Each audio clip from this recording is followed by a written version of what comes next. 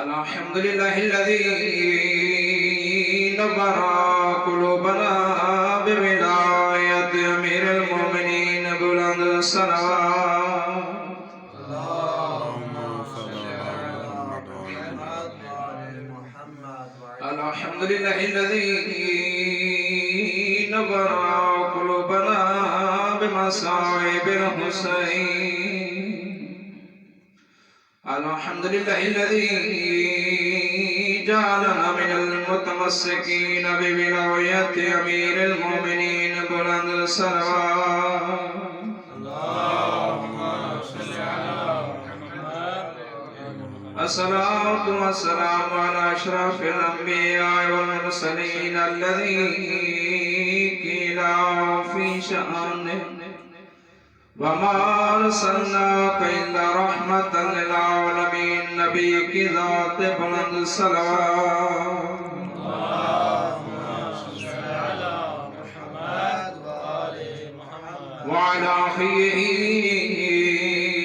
ووزيره وخليفته وابن عمه ووارث علمه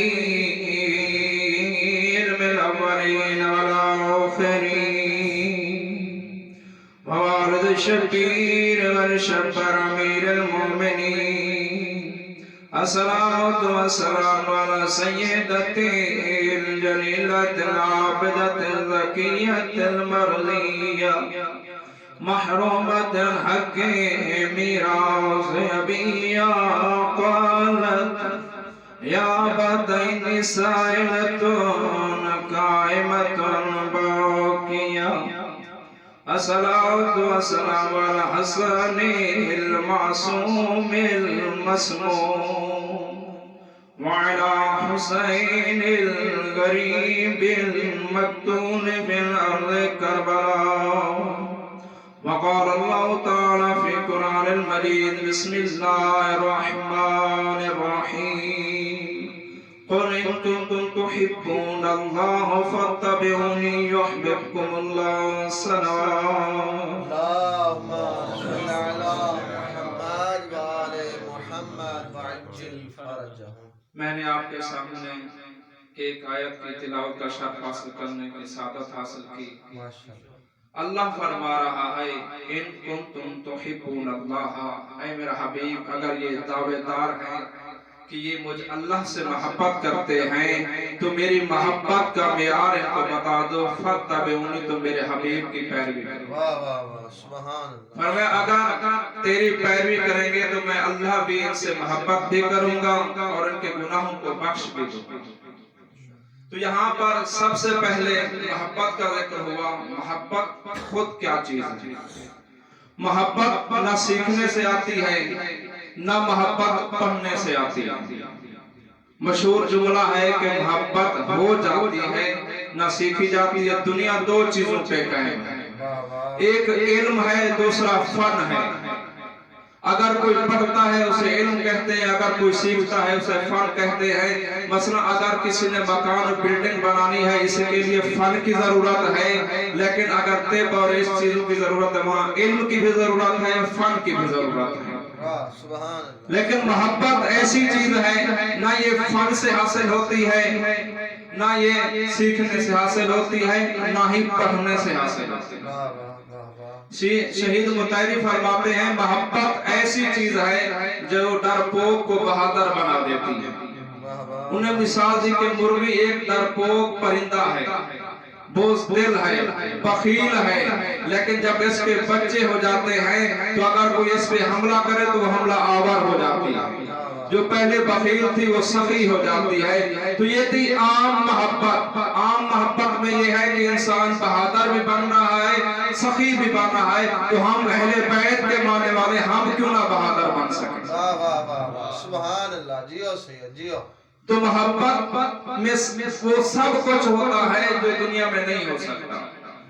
اب اللہ نے کہا میری محبت. اب خدا کی محبت ہے کیا؟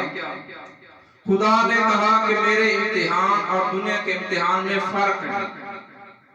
میری محبت اگر آپ نے دیکھنی ہے تو میرے امتحانات کو دیکھو اور دنیا کے امتحانات کو دیکھو. دنیا کے امتحانات میں یہ ہوتا ہے پہلے سبق پڑھایا جاتا ہے، پھر ایک تاریخ مقرر کی جاتی ہے، پھر پرچہ دیا جاتا ہے اور پرچہ آؤٹ کرنے کی اجازت نہیں ہوتی۔ اگر وہ پرچہ آؤٹ ہو جائے تو سزا بھی ہوتی ہے، ہو سکتا ہے آئندہ وہ پیپر بھی نہ دے سکے اور قید خانے میں بھی جا سکتا ہے۔ یہ ہے دنیا کا قانون۔ خدا کا قانون کیا ہے؟ خدا نے کہا کہ میں کیونکہ خدا ہوں، میں چاہتا ہوں کہ میرے بندے کامیاب ہوں، میں نے نقل کو بھی جائز قرار دیا ہے اور پرچہ بھی آؤٹ کر دیا۔ میں نے سب کچھ بتا دیا ہے کہ اے انسان، تجھے قبر میں کیا پوچھا جائے گا، تو برزخ میں کیا مراحل گزریں گے اور قیامت میں کیا سوالات پوچھے جائیں گے۔ اور دنیا میں اگر نقل لگائی جائے تو سزا ہو سکتی ہے، لیکن خدا کی محبت کے قانون میں نقل ماننا واجب ہے۔ سبحان اللہ۔ لیکن فرمایا نقل اس کی جاتی ہے جو پہلے خود نجات یافتہ ہو۔ اگر خود ہی وہ مشکوک ہو، خود ہی وہ پوچھنے لگ جائے کہ میں سیدھے راستے پہ چل رہا ہوں یا نہیں چل رہا، تو اس کی نقل کرنے والے کو سوچنا چاہیے کہ میری حالت کیا ہوگی۔ تو یہ تھا ایک محبت۔ آگے نبی کا کہا فَاتَّبِعُونِی، تو میرے حبیب کی پیروی کرو۔ اب پیروی میں دو چیزیں آتی ہیں، ایک فعل آتا ہے، ایک قول رسول آتا ہے، دو چیزیں۔ قرآن کہتا ہے جو کچھ میرا حبیب دیتا جائے اسے لیتے جاؤ، اور جس چیز سے میرا حبیب روکتا جائے تم رکتے جاؤ۔ تو یہ ہے قول معصوم، قول رسول، کہ جو نبی فرما رہے ہیں اس کی بھی اتباع کرنی ہے۔ اگر غدیر میں ہاتھ پکڑ کر دکھا رہے ہیں تو یہ فعل رسول ہے، اس کی بھی اتباع ضروری ہے۔ سبحان اللہ، سبحان اللہ، سبحان اللہ۔ تو دو چیزیں ہو گئی، ایک قول رسول، ایک فعل رسول۔ تو یہی رسول کیا کہہ رہا ہے، رسول کی پیروی میں ہمیں کیا ملتا ہے۔ جہاں ہمیں ہمسائے کے حقوق ملتے ہیں تو وہاں اپنے عزیز و اقارب کی محبت کے بارے میں بھی ملتا ہے۔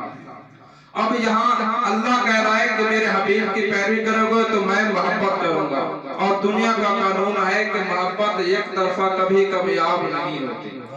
محبت تب کامیاب ہوتی ہے جب دو طرفہ ہو۔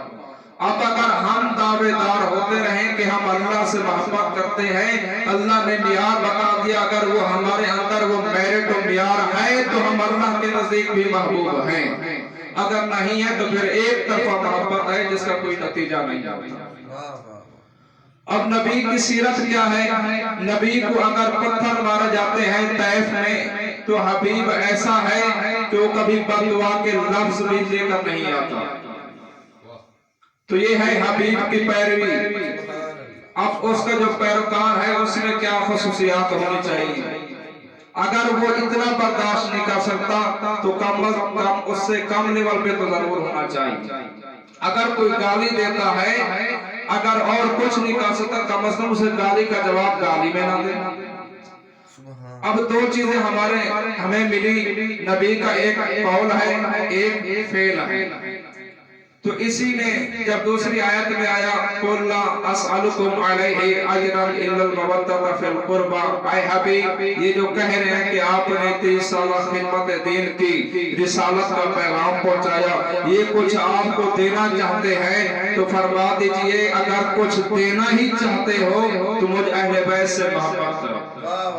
سبحان اللہ، سبحان اللہ۔ تو اب نبی نے محبت اہل بیت میں قول بھی بیان کیا ہے اور سیرت بھی دکھائی ہے۔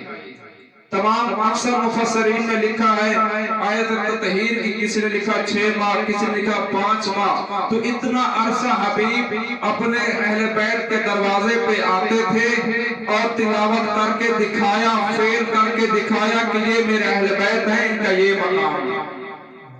سبحان اللہ۔ اب ہم نے دیکھنا یہ ہے کہ اس در سے اگر محبت ہے تو یہ پیروی بھی ہو رہی ہے، خدا ہم سے محبت بھی کر رہا ہے۔ اگر اس در سے ہم دور ہیں تو خدا ہم سے محبت نہیں کر رہا، کیوں؟ فَاتَّبِعُونِی، مجھے حبیب کی پیروی کرو۔ تو اب پیروی میں ہے کیا؟ ایک تو ہمیں کردار نظر آیا رسالت کا، ایک وہی پر کردار نظر آیا باپ کا، ایک کردار وہی نظر آیا سسر کا۔ تو تمام کردار کو جمع کیا گیا حبیب کی ذات میں۔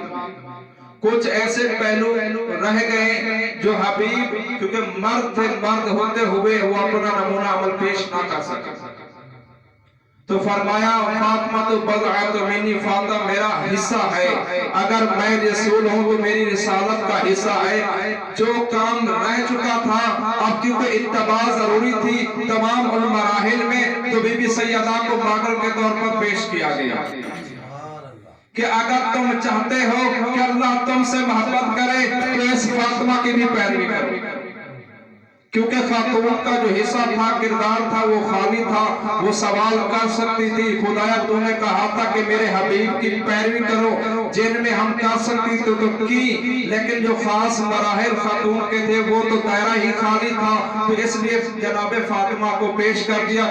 इसलिए तो फरमाया जो जिससे मेरी बेटी ज़हरा राजी हो जाए खुदा उससे राजी हो जाए, और जिससे मेरी बेटी मोहब्बत करती है तो अल्लाह भी मोहब्बत करता है। मियार वही है, फर्क ताबे होंगे कि मेरे हबीब की पैरवी करो। अब वही हबीब अगर किसी को उठा देता है महफिल से तो मानना पड़ेगा कि उसने उठा दिया है, अगर किसी को बुलाया है तो इत्तबा करनी पड़ेगी, बुलाना पड़ेगा। अब मियार रसूल है ना कि वो दिली ख्वाहिशात है, जहां पर हमारा दिल चाह हमने शामिल कर दिया, जहां पर चाह निकाल दिया।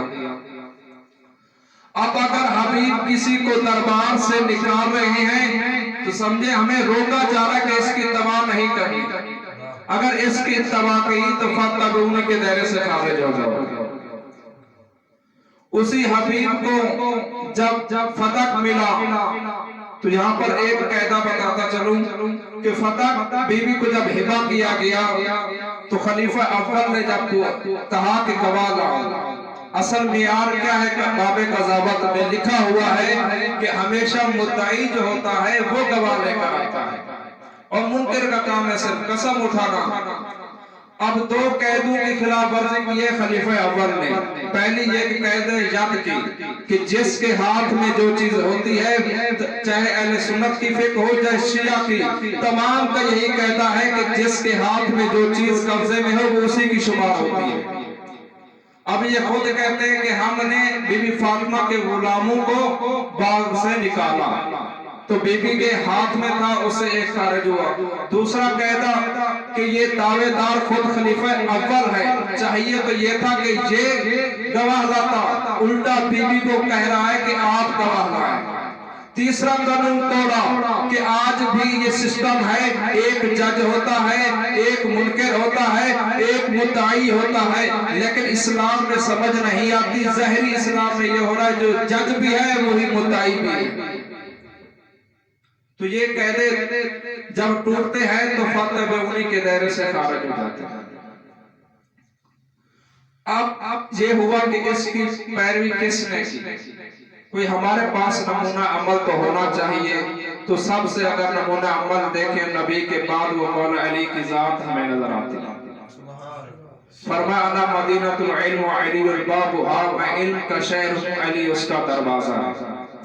और इमाम खुद फरमाते हैं मुझे नबी ने ऐसे इल्म दिया जैसे ऊँटनी का बच्चा ऊँटनी के पीछे चलता है, मैं अली नबी के पीछे ऐसे चला।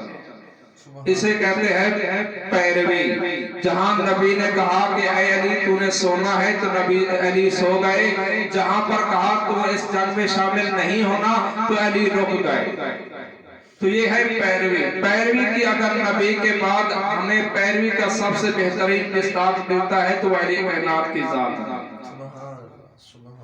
जिनके बारे में ईसाई राइटर लिखता है कि मौला की शहादत इसीलिए हुई कि इमाम में अदल इतना था कि इमाम को अदालत की वजह से शहीद कर दिया। ये एक ईसाई राइटर देख रहा है खुद इंसानियत के नाते। लेकिन अगर हम शिया हम मुसलमान मौला को किस निगाह से देख सकते हैं, और हमारे लिए आज के दौर में मौला की सीरत किस तरह हो सकती है। चलें सही हो गया कि हम नबी की पैरवी नहीं कर सकते तो कम से कम अली के नक्शे कदम पे चलने की कोशिश करें।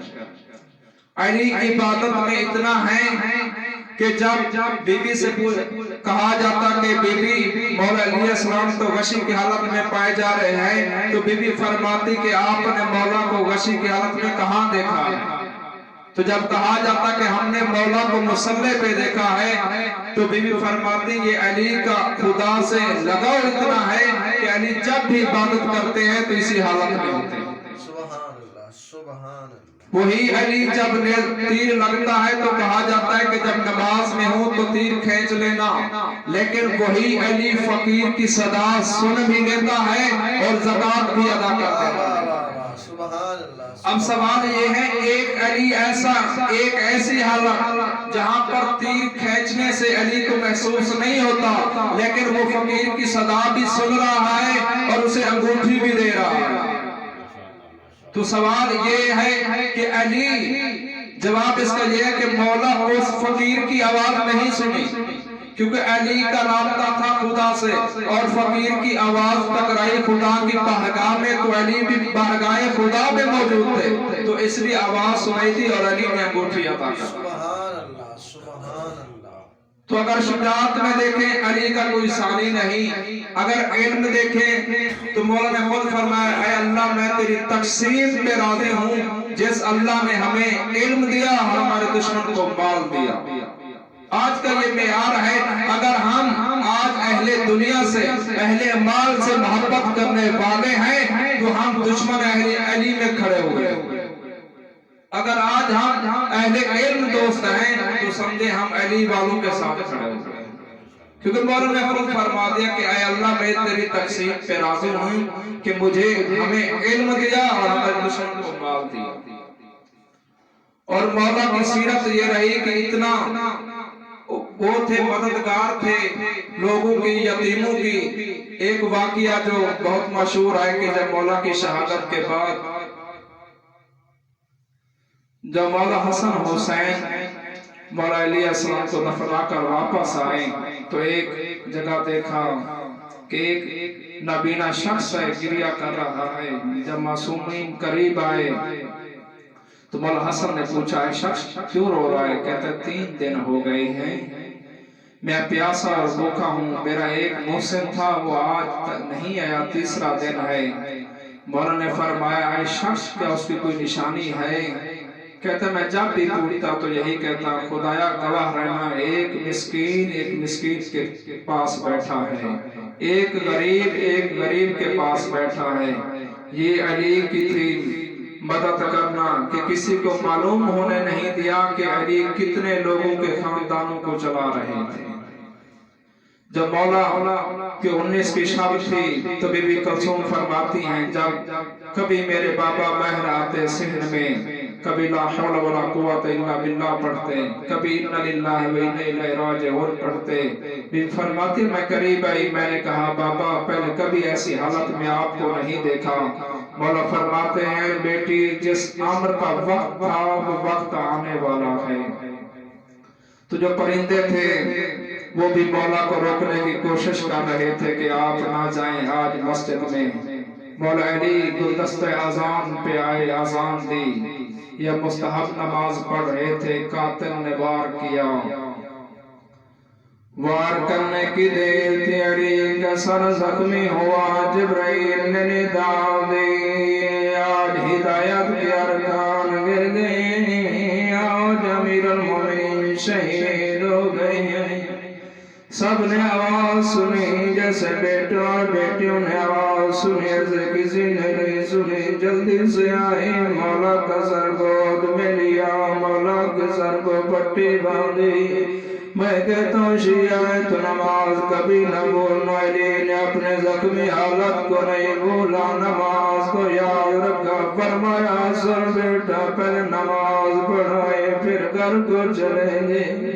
نماز سے جب فارغ ہوئے مولا کو گھر کی طرف لایا گیا. ادھر رونے کی آوازیں بلند ہوئی.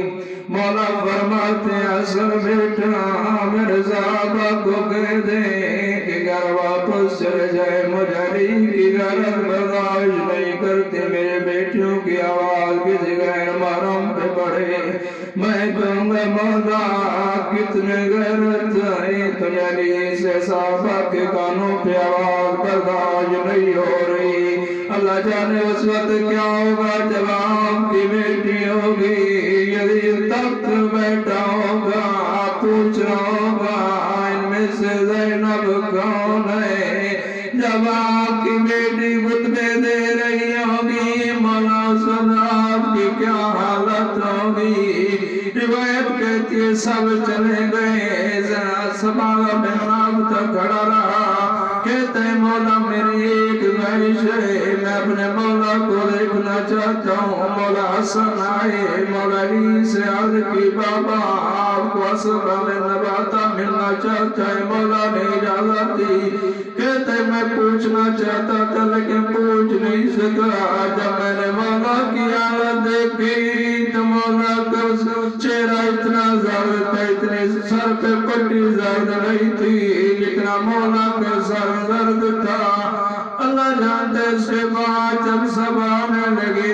تبھی ان کو بلایا گیا تبھی اس نے کہا مولا اپنے بابا سے کہہ دے اگر کوئی وصیت کرنی ہے تو کر دے ان کا آخری وقت ہے ہاں اگر دودھ مل جائے تو دودھ پلا لیجیے جب یہ سنا تھا تو کوفہ کے یتیم دودھ لے کر آئے میں کہوں گا مولا آپ کی مجھے سمتی آپ نے مانگا نہیں آپ کو دیا گیا کربلا میں غریب نے اصغر کو ہاتھوں پہ اٹھایا ہوا تھا کہہ رہے تھے اگر اے قوم مجھ پہ رحم نہیں کرتے تو بچے پہ رحم کرو اس کا کیا قصور ہے اللہ تعالیٰ جب آخری وقت ہے مولا نے سب اپنی اولادوں کو بلایا سب آئے مولا حسین وہاں موجود نہیں تھے مولا حسن کو کہا جاؤ اپنے بھائی کو بلا کرو کبھی اس حجرے میں گئے مولا کبھی اس حجرے میں گئے